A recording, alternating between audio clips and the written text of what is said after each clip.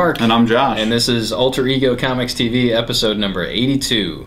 We'll kick things off as we have in recent episodes with your weekly dose of comic book news. And we'll start off with Brian Wood, who is new to some of you maybe. He's writing the new Conan series at Dark Horse. He's got a new creator-owned book at Dark Horse called The Massive. He's also writing multiple X books over at Marvel, including the Adjectiveless X-Men and Ultimate X-Men. But the big news is, starting early next year, he is writing a new Star Wars ongoing series at Dark Horse that takes place during the time of the original trilogy. And he's a big Star Wars fan. We're big Star Wars fans. We love the original trilogy. Those new ones, not so much. And the covers will be by Alex Ross. So Alex Ross doing Star Wars, written by Brian Wood at Dark Horse in the original trilogy time period. What's not to love? Also in our news stack this week, not a whole lot of info on this, but it just was announced today, or recently, depending on when you're watching this, that DC Comics is looking at doing their first company-wide crossover of the New 52 era in the second half of 2013. So what that means? I don't know. They haven't really done anything big. There have been, you know, the Night of the Owls crossover, which crossed over among the Bat books. You've had the Teen Titans, Ravagers, Legion thing going on. There have been some other minor crossovers, but who knows what this is going to look like. I guess they couldn't stay out of the crossover game for too long. And finally, Image Comics and Mark Silvestri are relaunching Cyberforce this fall, and you can get the first 5 issues free. They're trying some new business model where they're doing the issues free digitally, they're doing free print copies, they're actually uploading the issues to the torrent sites to try and beat the pirates at their own game. And it's Cyberforce. Cyberforce sold millions of copies back in the 90s when Image first launched, and there are lots of people out there who have an affection for that title, for those characters, and you'll be able to get the first 5 issues free at Alter Ego Comics starting this fall, and of course we'll have more information as it becomes available. Alright, we're on to last week's top 5, and Josh will kick things off. We've got Extreme X-Men #1 by Greg Pak and Stefan Segovia. Stefan. Greg and Could Steve. be Steven. Yeah, it could be Steve, I guess. Anyway. Little Stevie Segovia. Little Stevie Segovia. He used to ice skate down the street. But the Extreme X-Men #1 is actually one of the first new X books I've been excited for in a long time. This picks up sort of tangentially from the end of an astonishing X-Men run Greg Pak did earlier, well, actually, I guess late last year, early this year. And it's super cool. We really can't talk about Extreme X-Men without talking about the elephant in the room, which is Exiles. Conceptually, Extreme X-Men is like Exiles, which is good because Exiles was awesome. You've got a team of X-Men assembled from different realities, leaping through time, setting right things that once went wrong. Not necessarily time, but through space into different realities. The first story arc follows James Howlett, a Wolverine who's like some sort of Canadian minister. Actually, he seems almost like he has an Australian accent, but that might just be me putting that into the book. That's the way you're reading the book. It's because of the old X-Men cartoon, yeah. When Wolverine was Australian. Want a piece of fruit? A younger, kind of maybe late teens Emma Frost, and a super young Nightcrawler who's like, I don't know, based on size, he's like 9 or 10. But very cool, all from different realities, and they're teaming up with everyone's favorite X-Men, Dazzler. From our reality. Yes, our Dazzler. Yes. And actually, this is the first thing I've seen Dazzler in a while, maybe the first thing I've seen Dazzler in ever, where I really liked her. I thought they made her cool, they made her relevant, and then they immediately sent her out of the universe, which is probably, you know, what you should do. They made her country, apparently. Not country. She's wearing a cowboy hat, wearing cowboy boots, and has a guitar slung across her back. She's Country Dazzler. She's a cowboy on a steel horse she rides. There's also a cross-dressing Dazzler. It's not to spoil that was the anything. Best part. But no, a lot of fun. Greg Pak, you may remember from such books as World War Hulk and any number of other Hulk books in the intervening years. He was on Hulk for freaking ever, and it was all good. And this is just has a great feel to it. The first mission they're given by their disembodied head of Xavier, which everyone has like in a backpack. They're hunting down alternate reality Xaviers that are a threat to the multiverse or to reality. And one of them is one of the first issue is crazy like Cthulhu Xavier, and it's just so much fun. The characters are fresh, the comedy is good, and Dazzler. Yes. This was my pick of the week. I mean, I really enjoyed this book, and I actually didn't read the issues of Astonishing X-Men that led to this, and I was still able to jump right in, understand what was going on. And the nice thing about this is, as Josh said, it's new, it's fresh. So much of Marvel right now is tied up in Avengers versus X-Men, which is either a good thing or a bad thing, depending on how you look at it. But to get an X-Men book that has elements of familiarity plus new elements, and is just a whole lot of fun that you can just jump into and have a rip-roaring good time with. Awesome. We'll stick with the X-Men books and go with Wolverine and the X-Men number 14 by Jason Aaron and Jorge Molina on art duties. Molina's art is very, very cool, by the way. I know I've seen him doing other things. I'm just drawing a blank on what he's done. But normally it's been Chris Bacalo and Nick Bradshaw alternating, so Molina's the new pinch hitter. But this is a dinner date between Phoenix Force, Colossus, and Kitty Pryde. You know, they've been romantically involved for many, many years. Kitty has kind of moved on. Colossus apparently has not. And he's not so nice when he's infected by the Phoenix Force. But at the same time, we're also getting some interesting stuff going on back at the Jean Grey School for Higher Learning. We see a number of the X-Men who left the school to go fight on Cyclops' side of the AVX battle, kind of see the true colors of these of their former teammates, or their teammates who are possessed by the Phoenix. The Phoenix 5. Yes. Or Phoenix 4 now. I don't know if this happens before or after the last issue. But they're having second thoughts and realizing that maybe Cyclops is not the guy you want to follow during this event. But really enjoyed it. This whole series from the get-go, you know, if you've been watching any of the previous videos, you know that I'm a big fan of the series, that Josh is too. And it's got a great old-school feel, but it's still new, it's still fresh, and it's my favorite X-book, bar none. Also new this week, or new last week as the case may be, we have the Goon number 40 by Eric Powell on words and music and art. And this is a great Goon issue. I mean, in our opinion, every issue of the Goon is a great Goon issue. But this is a cool one because anybody can pick it up and read. The background character stuff is not even remotely related. There's no vicious continuity you have to study. It's just Frankie and the Goon and a cool moonshining car racing. I don't even know. There's so much going on in this book. I laughed out loud numerous times reading through it. And it's just super great. It's almost like a brief tour of Americana. You've got some moonshining stuff with them running hooch during a prohibition that may or may not be in the 20s.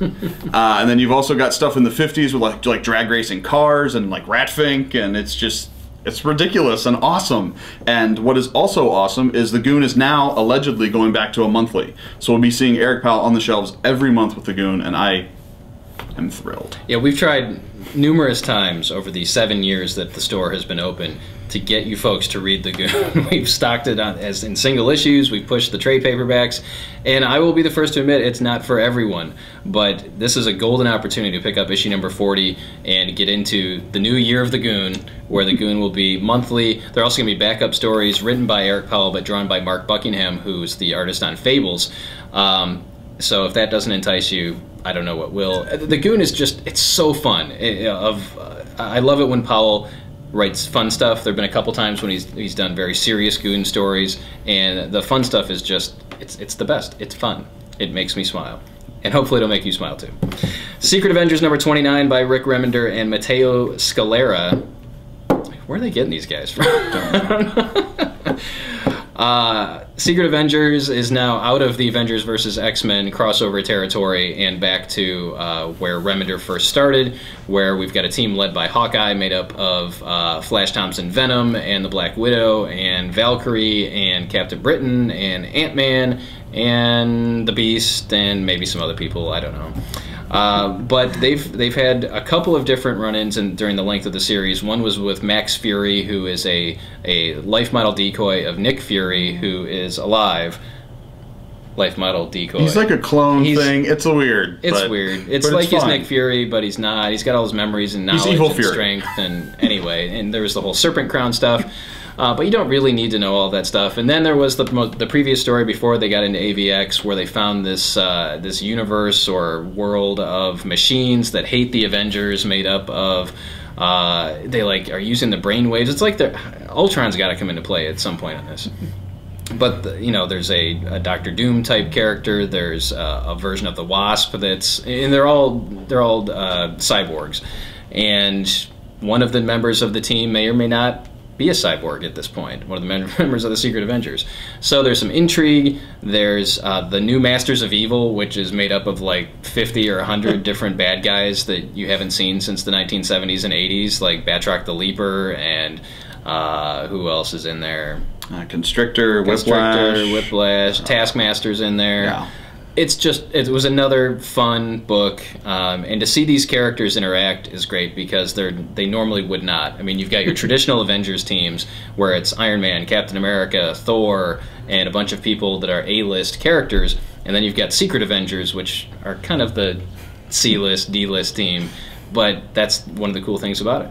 I really liked it. And next up, we've been talking about this for like a year now. The softcover of Daredevil Volume 1 by Mark Waid is out in stores. We had the hardcover briefly, and it sold out, and Marvel didn't want to make any more. So now the softcover's back. You too can enjoy the best Marvel book on the stands. And for a limited time until we run out of the first run, you do get double points on that. So that's like a great deal. Double points on your VIP reward card, for those of you watching in Israel. Yes. I know about you. Thank you. Suburban Tel Aviv. What up? But Daredevil Volume 1, you've heard us talk about pretty much each issue of Daredevil as it comes out. We love it. We talked about this last week in our Things to Watch, or our Best Bets.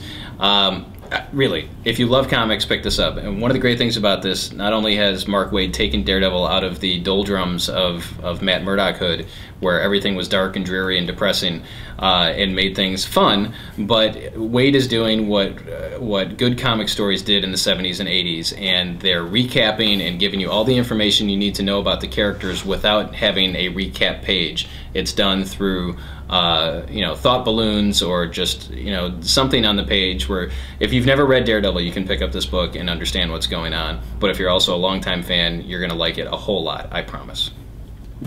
Let's get on to this week's Best Bets, and we've got a whole bunch of number ones coming out this week. Leading off with Deadpool Kills the Marvel Universe #1. This is a weekly series for the month of August. There'll be a new issue every week, and I have no idea what it's about other than Deadpool killing the Marvel Universe. And isn't it an extension of the other two? It may or may not be. I actually don't think it is. Oh, really? Okay. Yeah, there was Wolverine versus the Marvel Universe and Punisher versus the Marvel Universe. There is another book that will be out down the road that ties into those two. Okay. But Deadpool fans, we know a lot of you love Deadpool. You're going to want to check this out. We've got First X-Men #1 by Neil Adams and Christos Gage. They're co-writing, and then Neil Adams is doing the artwork. Of course, Neil Adams is the legendary Neil Adams, who made his claim to fame doing DC work in the 70s on Green Arrow, Green Lantern, on Danny O'Neill's Batman. He penciled Ra's al Ghul for the first time, and they're just, his artwork is awesome. And this First X-Men series is supposed to be the X-Men before there was an X-Men, before Xavier. Xavier, whatever his name is. That guy. The bald guy.